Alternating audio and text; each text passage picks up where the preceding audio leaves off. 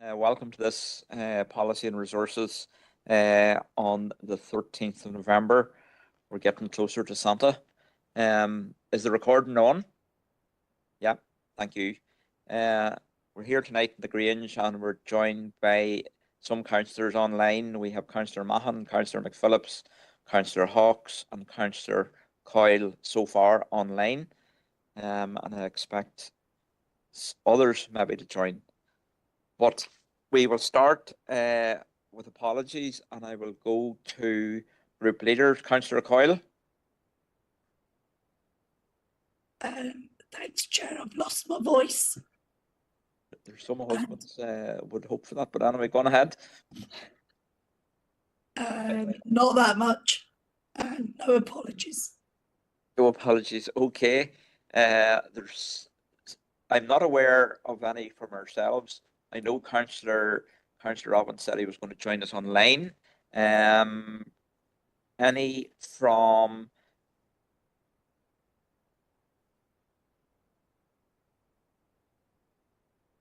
Councillor Mahon? If you have any apologies? No, Chair. Both of us are here. Well, that's right. Yeah.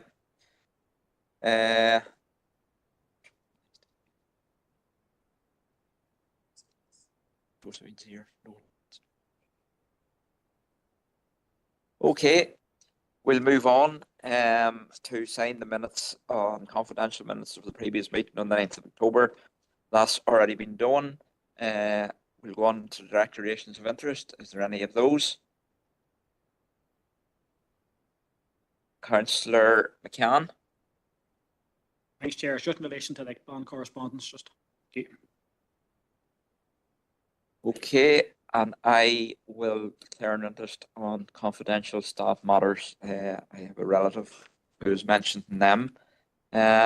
We will move on then to the Chief Executive's Department report and over to Alison for 4.1.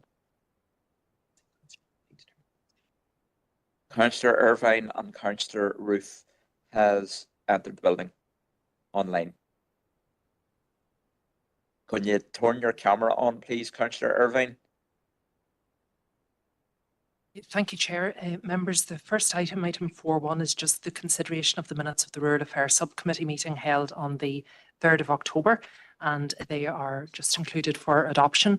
Members, I would just highlight the action at the bottom of page 3 into the top of page 4, which is really regarding the equivalences in terms of educational qualifications north and south of Ireland.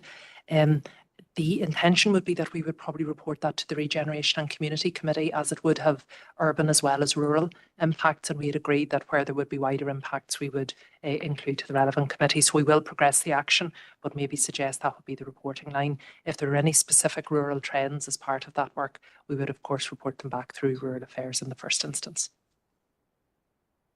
Okay, thank you for that. There's no one indicating. Can I have a member of the Rural Affairs Committee to propose them, please? Councillor Green and Councillor Deacon. Thank you for that. We'll move on to item 4.2. Thank you, Chair. Just the miscellaneous report, 2 items within it. The first is just a copy of the updated council constitution. No significant amendments. It's merely just the most up-to-date version of the documentation. And we had previously agreed that we would review and update on a 6-monthly basis. So that concludes, I suppose, that commitment. And the second item, Chair, is just really to regularise the arrangements around the council representation at events. This is in the unlikely event that if we receive an invitation and if the chair, the vice chair or the committee chairs are unavailable, that we would propose that the invitation would be circulated around the parties in party strength so that we would be able to secure representation at whatever the particular event was. As I say, it's a rare occasion, but it would be useful to regularise, and those are the 2 recommendations, Chair, just to approve the updated constitution and approve the protocol regarding agreeing representation. Okay. Councillor McElduff. Thank you, Chair. I'll propose the adoption of both. Maybe a question. I have a fair idea, but what is the Constitution? You know, I know it contains standing orders. Is it the organisational chart? What other kind of important information does the constitution include? Chair, as Councillor McElduff has indicated, really the Constitution is the single document which contains all relevant information pertaining to the Council. So that would be our standing orders, our structures, our schemes of delegation, anything in relation to, let's say, our various procedures, our committee arrangements, our governance structures. The full schedule of appendices is detailed just in the index page, which is really in the first 2 pages of the document as appended, and we have included links then to each of the documents there. I suppose one of the differences, a requirement of the post 2015 of all councils was that all councils have to have a constitution. It's modelled very much on the pro forma that was identified by the department at the time and then is updated on a regular basis. But it really is the core arrangements of everything to do with the council are included within it, Chair. Okay, thanks very much. That's good, useful information. And if we revised a single standing order, then the constitution would be amended to incorporate a new change to a standing order, that type of thing? Yes, so what we would do, Chair, in that instance, the standing orders as a schedule would be updated. So if it was one, or so when we did the review earlier this year, when you look at the most recent version, the link brings you to the standing orders that I think were adopted in, I think maybe April of this year. So yes, any of those key documents would be updated and then would be reflected into the Constitution. What we had agreed in April was that we would review it formally on a 6-monthly basis, and that therefore allows the refreshing of the Constitution. Let's say we receive new information on financial regulations that are a requirement for us to instigate. We would upload those immediately to the Constitution and report at the next regular interval for the council. Okay, and just finally, I would support the new protocol, just formalising the protocol regarding representing the council if the chair, vice chair or committee chairs aren't available. Thank you, Chair. Councillor Irvine, you had your hand up there. Do you want to speak? No, I was just going to second the proposals after Councillor McElduff proposed them. Or do you still want to do that? I do, yes, yeah. Okay. Councillor Green? Thanks, Chair. It's just in relation to consultations in general. Would the Chief Executive be able to tell me, has a consultation been went through the council in relation to the new PACE bill, PACE bill? Does anyone know, or has that went through the council and previously, or when? I don't believe it has, Chair. We can certainly check that in the course of the meeting, but I don't recall us receiving a notification or reporting on the matter through committee. Yeah, I'm not sure when the deadline or whether it's passed, but I possibly think we should be responding to it if it is. If the deadline's still within reason that we're fit to do it. Just that's my opinion, and I think it could be vital that we do respond. Okay, Councillor O'Reilly? Thank you, Chair. Can I ask, is the Constitution up on the website and it gets updated there each time? No, that's correct, Chair. So it's there as part of the section in relation to core council documents, and then it's updated regularly, and the most up-to-date version is there. And all of the links that we have referenced to the documents earlier are like hyperlinks. So if a person only wants to review, let's say, the planning committee protocol, they would link on that and see the detail. Okay, the recommendations in that report have been proposed and seconded. Is everybody happy? Okay, we'll move on now to item number 5, which is Corporate Services and Governance Director Reports. And this is item 5.1 is to consider report and consultations, paper C, and it's over to Louise. Okay, thank you, Chair. So the first item for decision is the draft response to the impact assessments for the draft programme for government. So further to our detailed response on the programme for government, the Council has prepared a response to the PFG Equality, Rural Needs and Child's Rights impact assessments, and the response details a number of inequalities for people living in rural areas and argues that the PFG does not address these inequalities within their priorities. So this really reiterates the issues about relating to the rurality of the district. And the response, reinforces the need for a whole of government approach to the rural West to achieve a rural balance. So we're basically reiterating a number of points made in our fuller response submitted earlier this month. The second item for decision is around the draft response to the Northern Ireland Fire and Rescue Service Community Risk Management Plan. We're very supportive of the initiatives around education, the need to manage risks to protect communities, and the partnership working approach. And the council already does and continues to work with the NIRFS to reach communities and to engage with them in cross-border initiatives and so on around emergency planning. So the recommendation is that the council approves the draft responses to be submitted in relation to the impact assessments for the draft programme for government, and secondly, the NIFRS Community Risk Management Plan. At 9.2, it is recommended the council notes the additional information presented on forthcoming consultations to a future P&R committee, consultations submitted since the last P&R committee, consultations referred to other committees, and consultations included for noting at 3.4. Thank you. Okay, I have nobody indicating. Could I have a proposal? Sorry, Councillor McCann. Oh, thanks, Chair. Just happy to propose the recommendations. Okay, thank you. Councillor Deacon. Thank you, Chair, and I'd like to thank Louise and her team for all their work on these consultations, and I think that all the relevant points have been made very well, and I'm happy to second the recommendation, Chair. Thank you. Thank you for that. Everybody happy? Okay, we'll move on to item 5.2, which is to consider a report on financial services, and it's now over to Catherine. Thank you, Chair. Good evening, members. So this report, members, includes the management accounts at the 6-month stage. That's to the end of September 2024, with an associated report, which is the second quarterly report in this financial year on the Treasury Management and Prudential Indicator Outturn report for the same period, and also members to provide an update on the estimates process for 25-26. Also included in the report, members, for noting, is an update from Land and Property Services on the second quarter actual penny product for the current 24-25 year, and an update on the second quarter as well from the de-rating grant from the Department for Communities.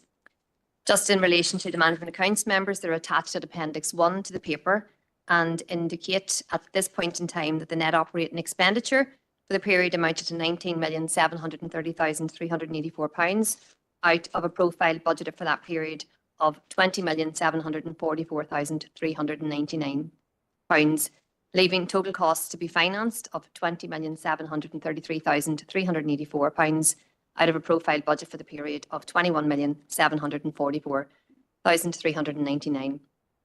And similar then to the previous month's management accounts, they include then separately the investment income earned in the period of £492,000 for the 6 months to September, which is directly attributable to earmarked reserves and isn't available for use within the general fund.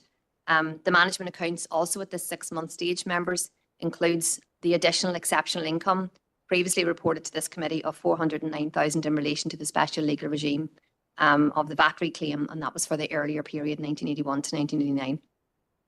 So a good position to be in at the September 2024 point, and that is a 6-month point in the year. Members, in relation to the Treasury Management and Prudential Indicator report, which is attached to Appendix 2, I am pleased to note that there are no issues at all emerging within that period, and detailed in the report, members, is a summation of the detail included within that report. At item 2.3, members, it's just noting the update on the estimates process for 25-26 and noting the conclusion of the first estimates workshop for 25-26, which was held just this week and on Monday evening. Highlighting again, for information, the working group next one is scheduled for Monday the 20th of January 2025, and that the special council meeting has been scheduled for Thursday the 6th of February. Party briefing meetings are being arranged, and some have been held and can be facilitated at either in person or online. And members, subject to a query at the Policy and Resource Committee last month, It's indicated that any proposals in relation to the 25-26 estimates are raised at party briefings and should be concluded by Monday, the 13th of January 2025. And that's really to give us time within that week, really, before the second estimates workshop to actually fully cost any such proposals in the context of both the annual budget for 25-26 and for the medium term. And members, just as I highlighted at the outset then, just to note the positive settlement at this stage of the actual penny product at the 6-month point. And members really noting that, I suppose we've had a meeting this week with Land and Property Services, and the bulk of that settlement or positivity at this stage relates to the timing difference within Land and Property Services between the valuation of a property when it becomes actually active and then the billing of that property. So if it happens if that all happens in 1 year and the property was actually in existence the previous year, we get the benefit of that. So it is positive, but it does sway the figures in some regard. And then noting the small settlement at this point in time, both of those figures for noting are subject to change between now and the 31st of March. So subject to any queries, Chair, the recommendations for the report are at sections 9.1 and 9.2. Okay, there is nobody indicating, so could I have a proposer, please, for the financial report? Councillor Donnelly, and seconded by Councillor McCann. Everybody happy? Okay, thank you. We'll move on to item 5.3, and that is the procurement and tenders update. Thank you, Chair. So members, tonight's report includes 2 contracts for approval for award. Both of those that are presented in section 2.1 have just had 1 tender submission, and there's a further contract with a number of submissions, but the pre-tender estimate has been exceeded in that regard.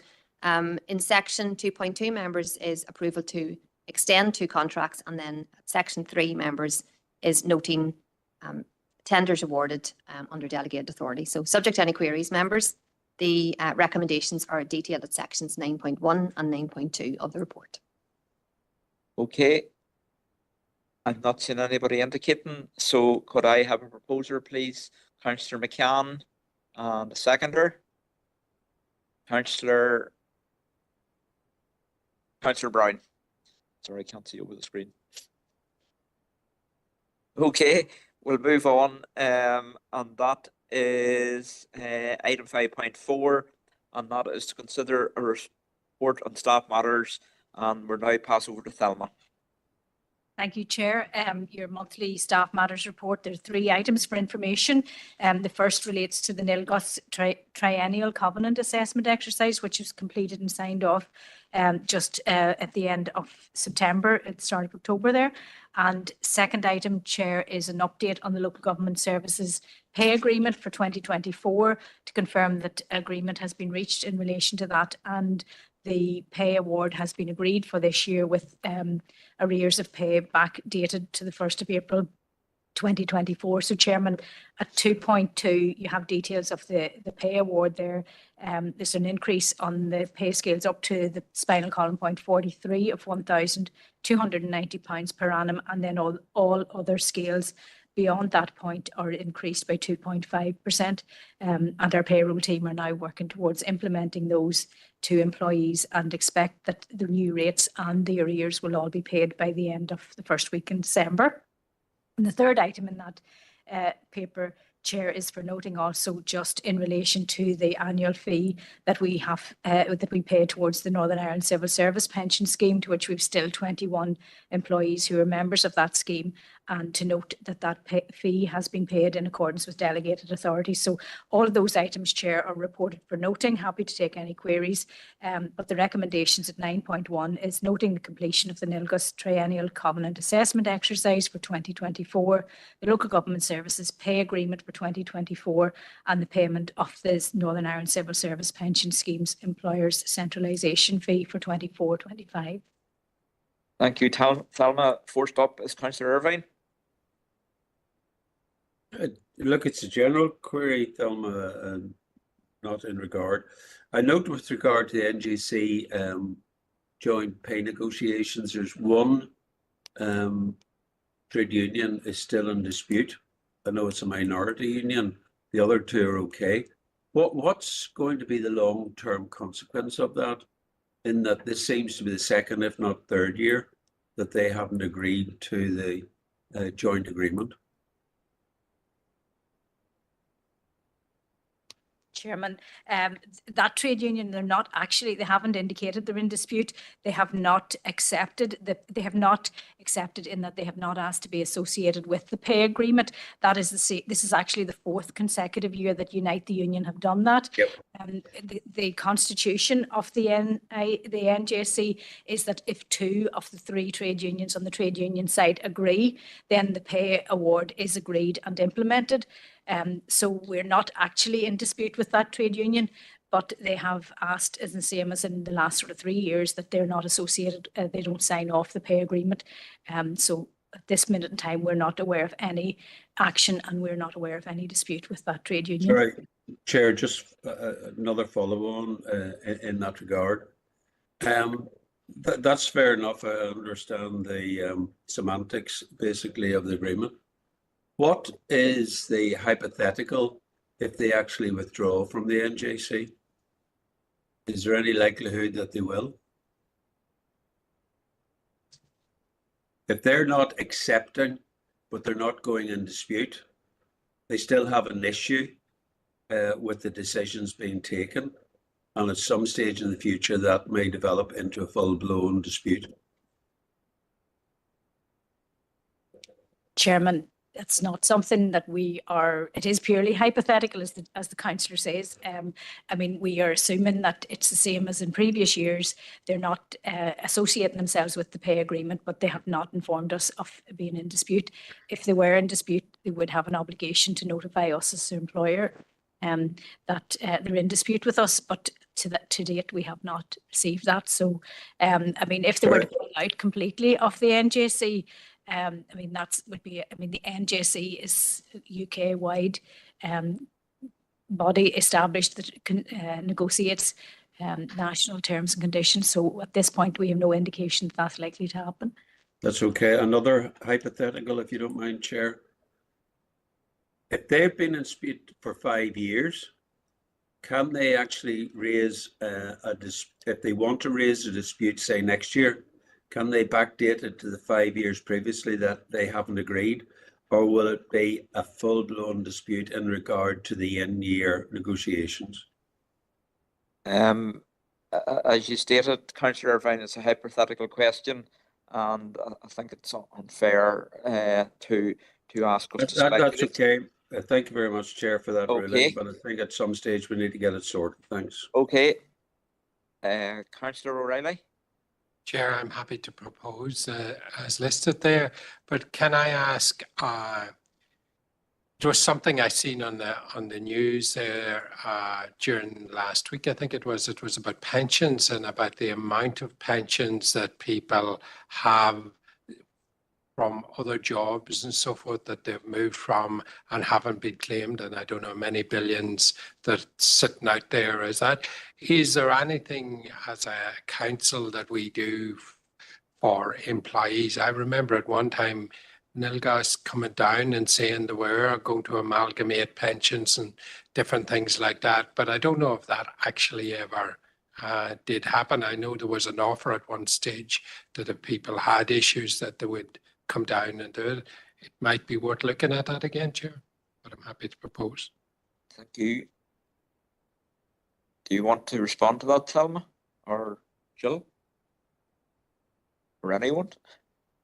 I mean, happy to. I mean, it is a matter with NILGUS, and we do have NILGUS here regularly to both do virtual online sessions with our employees, as well as they have actually come down in person and conducted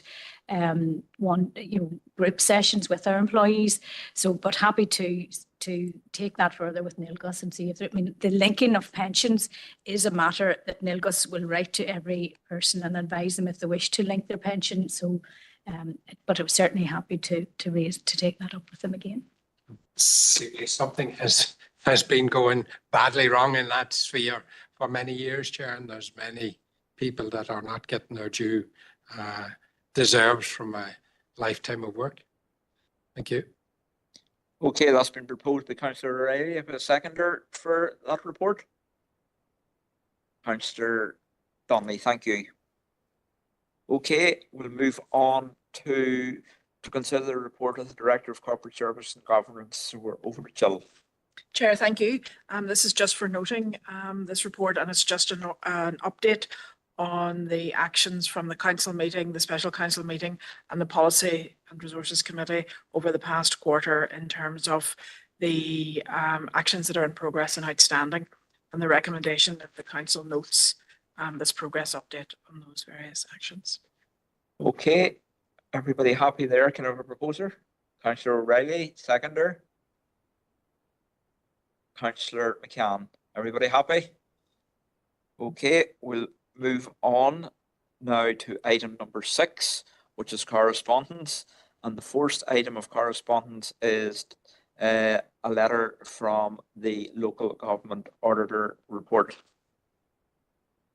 Chair, this is the local government auditor's annual report, so setting out a number of really comparison across the councils on a whole variety of issues, and we would report that to you formally once a year. So just recommending that that would be noted, Chair. Okay, can I have a proposer, please, for noting that? Councillor Brown, and seconder, please. Councillor Donnelly, thank you. Okay, the next item is from the Public Services Ombudsman. Chair, also just for noting the annual report from the Public Services Ombudsman and setting out their work, their approach, and then the overall recommendations, again, for information. Okay, a proposer again, please.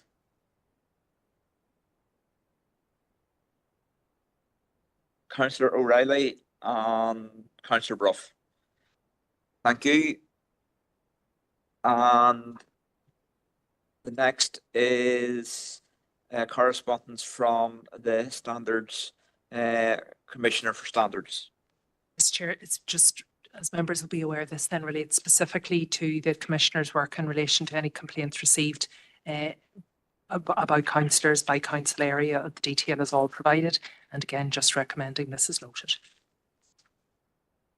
Okay, again, proposer to note that. Councillor Donnelly and Councillor McCann, thank you. We'll now move on to additional correspondence. Thank you, Chair. We've 3 items, members, which are in the other folder. Firstly, correspondence for noting from ICBAN. The council had previously agreed, actually at last month's meeting, our ICBAN members to participate on the exchange visit to Scotland. As you'll have seen from the correspondence, Chair, due to the election which has been called for the 29th of November, that has now been put on hold as it impacts county councils and will reschedule in the new year, likely to be January. So there'd be no requirement, Chair, for renominations. We have that all agreed. So it's really just a matter again of noting the changed arrangements. Okay, everybody happy with that correspondence proposer? And I can remind those that are online, you are allowed to propose in second as well. Can I proposer for that, Councillor Donnelly, and seconded by Councillor McNulty? Thank you. Okay.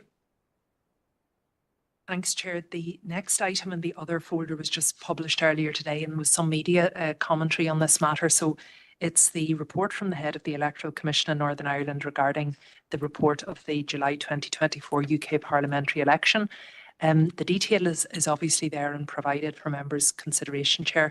I suppose there are a number of recommendations, and one area that took some I suppose focus today in the media coverage was the principle of co-option.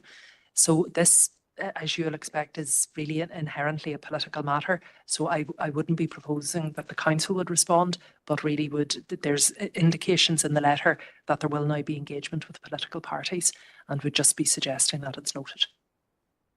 Okay, again, just for noting, can I have a proposer, please? Councillor Cox, and seconded by Councillor Mahon. Thank you. Okay. Finally, Chair, a disappointing item of correspondence. We did have a delegation earlier today meeting with the Minister for Infrastructure in relation to the All Island Strategic Rail Review. And at the end of the meeting, the Minister advised he would be in contact with the Council later formally to advise that the Department has now received pre-action protocol pre-action correspondence in relation to a potential legal challenge in relation to progressing the A5. So clearly this is extremely disappointing. The Minister did indicate that the Department will be seeking to robustly defend the decision, but is concerned regarding the consequences both on the public purse and, more importantly, for road safety. So a very disappointing development. Councillor McCann. Thank you, Chair, and just want to share in them sentiments. It is deeply disappointing that this challenge has come in at this late stage, I suppose. And I agree that as time goes on, any delays is going to obviously make the project more expensive, but ultimately and more importantly, the risk is it'll cost more lives, and we've lost enough lives on the A5 over the past while. So deeply disappointing. And I would just appeal to this opportunity, maybe to appeal to the objector to maybe have a think about what they're doing. This has been well thrashed out now at this stage. It's been through a public inquiry. It's been scrutinised several times, and enough really is enough. You hear that a lot, enough is enough, but enough is enough at this stage. This road has to go ahead. Do you want to propose the noting of that? Thank you, Stephen. Councillor McElduff. Yeah, thank you, Chair. I would echo Councillor McCann's sentiments. In the context of the inquiry, the public inquiry, did that remove some of the hurdles? I mean, another legal challenge, is that going to take the same amount of time as previous legal challenges to be processed? Is there any way this will be speeded up? I share Councillor McCann's call, to the objectors to stop this nonsense effectively. And I would also ask, is it the case that those who are taking the legal challenge, it will be made known publicly who they are? Chair, maybe just to take the latter point first, my assumption is yes, that the identity will become known in due course. It certainly wasn't referenced in the meeting or obviously in the correspondence. And I think it's in the very early days. Clearly, it's just been received. In terms of the public inquiry, clearly there was a very strong evidential case presented for the road, both in terms of safety, but all of the technical assessments, the environmental considerations were all tabled and put forward. And I imagine that would equip the department well in its defence. And I suppose this is just the first stage. It's really pre-judicial review, and there's always a possibility that the request for a JR would not be accepted. I think there have previously been general concerns expressed across Northern Ireland about the apparently low bar sometimes for judicial reviews, and it does appear that public inquiries or similar proceedings do not actually prevent JRs coming forward, but they do certainly provide the applicant in this case with a very strong position in terms of to hopefully refute the queries and charges. I would imagine, Chair, more detail, this obviously extremely high profile, so I imagine more detail will become known very soon, and we'll obviously report to members as we receive further information. Do you want to second the correspondence, Councillor? Thank you. Councillor Deehan. Thank you, Chair, and I'm sure members will agree, Chair, that this is extremely disappointing and concerning news. I mean, we had hoped that after the public inquiry that all parties had full and ample opportunity of presenting their arguments for the project and against the project. And I know that the Department for Infrastructure were very confident that they had answered all the questions and queries raised by the objectors. And now to be notified of a possible judicial review is extremely concerning. And the public out there will really be frustrated, and I have no doubt very angry about this development, given the strength of public opinion and the way in which the community has come together to support the progression of the A5 transport corridor. It's really very disappointing that this has come at this late hour. But, Chair, as the Chief Executive has said, the request for the judicial review may be rejected, and let us hope that it is rejected based on the findings of the public inquiry. So at the moment, all that we as a council can do as a stakeholder is to really observe how things are and hope that the judicial review will not be granted, Chair. Thank you. Okay, thank you. Okay, you've heard that correspondence noted. Everybody happy? Okay, we'll move on. Now that's the end of the correspondence. We'll move on to item number 7, which is any urgent and relevant business. And I was just contacted by one councillor, and that is Councillor McCann. Yeah, thank you, Chair. The 25th of November coming up is the start of a 16 days of activism against gender-based violence. This campaign was launched way back in 1991 by the Centre for Women's Global Leadership at Rutgers University in New Jersey, USA. And this campaign has been supported by the United Nations. It's a worldwide campaign, obviously. And the commencement of this campaign on the 25th of November falls on International Day for the elimination of violence against women. And it concludes on the 10th of December, which falls on International Human Rights Day. The stats is quite shocking, Chair. Across the world, a woman is killed every 11 minutes. And across the north, 42 women have been killed violently in the last 8 years, with 6 of them women coming from County Fermanagh alone. And that's really a startling statistic, so it is really shocking. And I suppose attitudes have to change, and we as public reps and members of society in general should be seen to be leading that change and tackling it face on. So just in the back of that, Chair, during the 16 days of activism, can I propose that this council buys into that theme, that we take part in the 16 days, possibly maybe by doing a social media launch on the 25th of November. And then throughout the campaign, I wonder is it possible we could do maybe a daily post on social media throughout the 16 days. And up to and include the 10th of December, we could maybe light the council buildings maybe on the 10th of December in a colour that's suitable to this particular campaign, which also marks International Human Rights Day.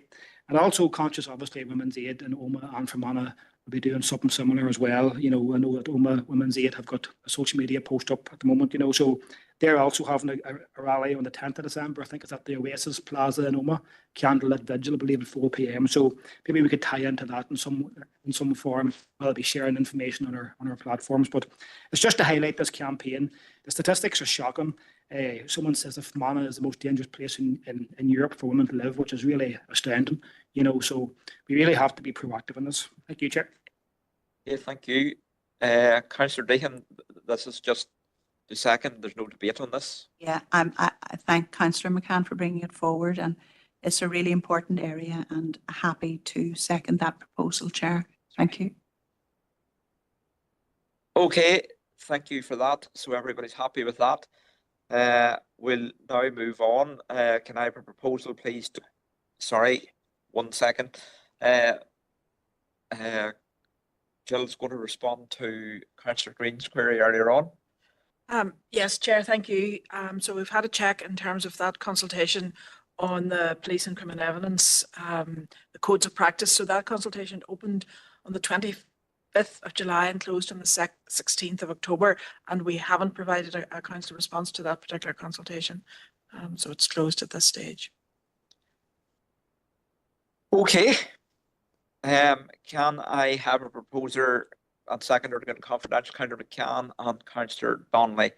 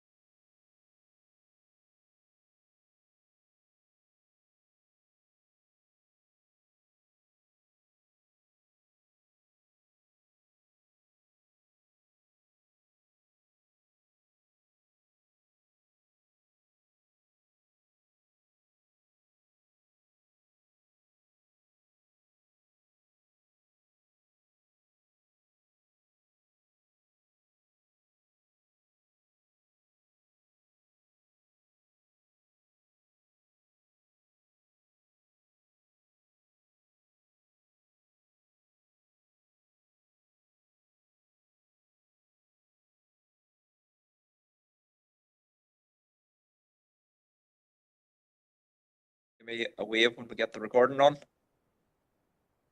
Swift. Okay, I'll pass over to the Chief Executive to sum up what was discussed in confidential. Thank you, Chair. While in confidential business, the Council considered the miscellaneous report of the Chief Executive and agreed with the recommendations outlined within the report, and also considered the update report on confidential staff matters and noted the report. Okay, can I have a proposal for that, please? Councillor McCann, Councillor Donnelly. Okay, thank you everybody for your participation, and that'll do us to next month, maybe. So thank you everybody.